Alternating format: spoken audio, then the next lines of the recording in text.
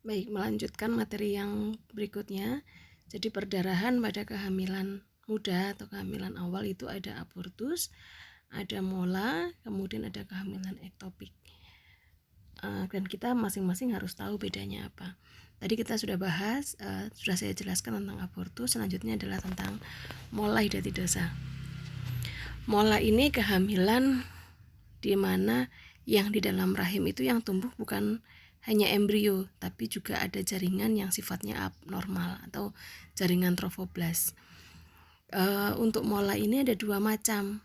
Mola ini kalau orang awam bilang sering disebut dengan hamil anggur karena bentuknya menyerupai gumpalan-gumpalan kecil seperti anggur.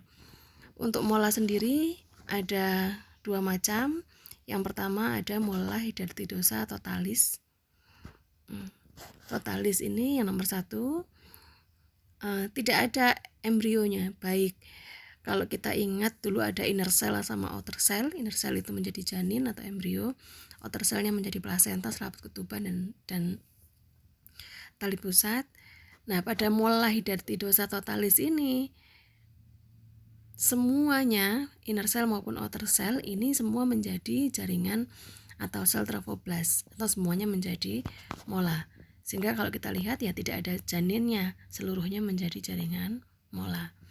Kemudian sedangkan kalau mola hidatidosa partialis ini sebagian menjadi embrio atau janin, sebagian lagi menjadi sel trofoblast. Bisa atau juga bisa sebaliknya, yang janin menjadi trofoblast, yang plasenta membentuk plasenta. Artinya hanya sebagian yang menjadi mola. Mana yang lebih berbahaya? Tentunya semakin banyak sel trofoblastnya ya semakin berbahaya, sehingga jelas lebih berisiko menjadi keganasan atau lebih berbahaya pada mola hidatidosa yang totalis. Kemudian gejala klinisnya bagaimana?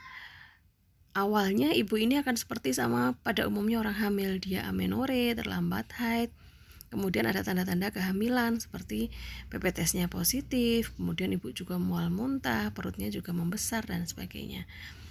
Kemudian baru selanjutnya dia akan mengalami perdarahan yang sifatnya bercak atau flek-flek, bisa sedikit bisa banyak. Pada pasien yang perdarahannya banyak bahkan bisa sampai terjadinya anemis. Apa yang membedakan dengan perdarahan pada abortus atau kehamilan ektopik, Bu? Ada poin nomor 7. Jenis perdarahannya atau darah yang keluar ini seperti ada gelembungnya atau ada gelembung mola. Kemudian yang membedakan lagi, kalau perdarahan atau darah sudah keluar, umumnya kan tinggi fundusnya mengecil. Nah, ini enggak, darahnya sudah keluar, tapi kalau kita cek tinggi fundusnya kok lebih besar dari usia kehamilan. Karena itu tadi sel trofoblast, dia tumbuhnya cepat, besar, tapi teksturnya atau tidak ada janinnya, sehingga besar tapi kalau diraba lunak, kalau temannya tidak terlalu terasa. Kemudian kalau ketahuannya kehamilannya cukup besar, perabaannya akan berbeda dengan kehamilan yang normal. Kemudian misalnya itu tadi balotemen tidak terasa, TFU lebih dari usia kehamilan, detak jantungnya tidak terdengar, lebih validnya waktu di USG, rangka janinnya atau embrionya tidak terlihat. Kemudian gejala kliniknya hampir sama seperti orang hamil muda dengan abortus.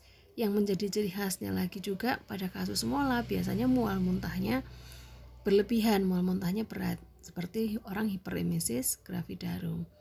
Anda bisa kaitkan ini nomor 6, mual muntah berat ini dengan nomor 3.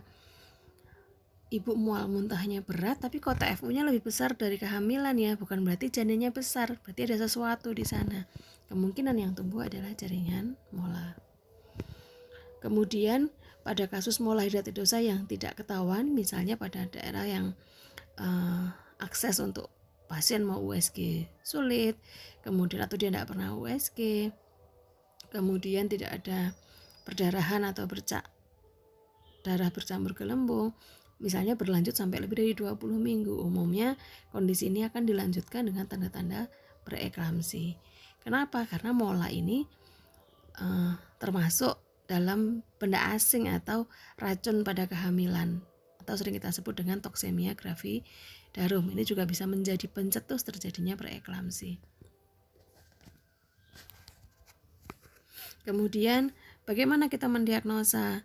Dari anamnesa kita juga bisa pastikan perdarahannya per vaginam, bentuk darahnya bercampur gelembung tadi, kemudian ada gejala mual muntah yang berlebih.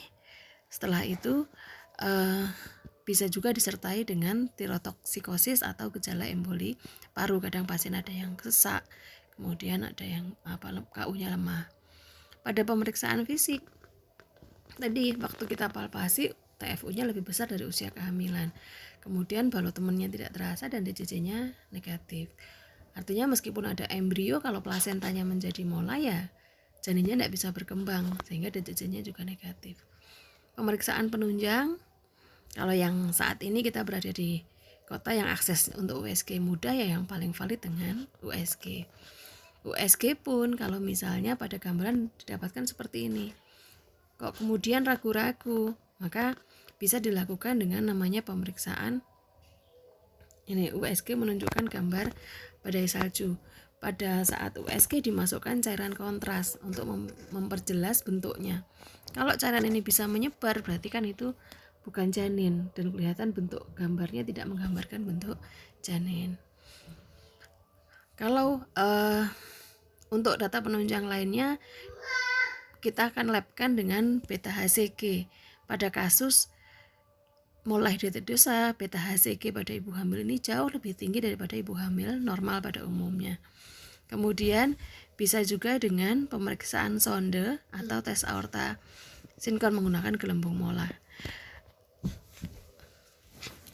Kalau dibayangkan ini tapi pada wilayah yang tidak mungkin untuk USG atau kesulitan untuk USG, bisa dengan menggunakan sonde uterus.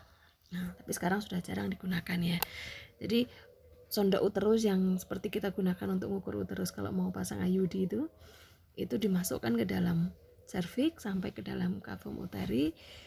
Idealnya kalau itu ada janin, tentunya akan ada tahanan karena ada tulangnya janin, kemudian ada bagian tubuhnya janin. Lah, sedangkan mola ini kan dia jaringan yang sifatnya seperti gelembung, sehingga kalau dimasuki sonde dia bablas terus sampai ke fundus tanpa ada tahanan. Ini jadi salah satu upaya untuk penegakan diagnosa kalau kesulitan menemukan USG. Kemudian apa yang harus dilakukan kalau kita bidan kedatangan pasien yang ciri-cirinya itu menggambarkan seperti mola, kok kayaknya ini kita curiga mola ya atau suspek mola. Apa yang harus dilakukan? Nah, tentunya karena ini harus melakukan pemeriksaan penunjang ya kita rujuk.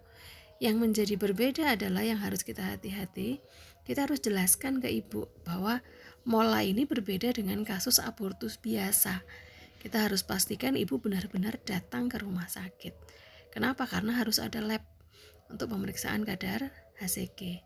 Mola yang berat bisa sampai menyebabkan terjadinya koriosea atau kanker. Sehingga yang bisa kita lakukan, kita jelaskan kondisinya ibu, kondisinya seperti apa, bahwa harus dirujuk ke rumah sakit karena ada pemeriksaan lengkap. Setelah itu nanti di rumah sakit akan dilakukan kuretase. Kuretase ini untuk mengeluarkan sisa-sisa jaringan atau gelembung molanya. Tidak cukup sampai di sini untuk mola hidatidosa. Ibu setelah dilakukan kuretase akan dievaluasi lagi, akan dilakukan USG lagi atau pemeriksaan lagi beberapa waktu setelah kuretase yang pertama. Kalau ternyata pada minggu berikutnya jaringan mola itu tumbuh lagi, kemudian atau beta HCG-nya naik lagi, maka dicurigai terjadi namanya koriosea. Tapi kalau ternyata sudah tidak tumbuh lagi, kemudian beta HCG-nya tambah lama tambah turun, berarti ya mola hidatidosa saja, tidak menjadi koriosea. Nah, untuk itu harus dipantau rutin di rumah sakit. Biasanya dilakukan penanganan atau observasinya sampai dengan 6 bulan. Jadi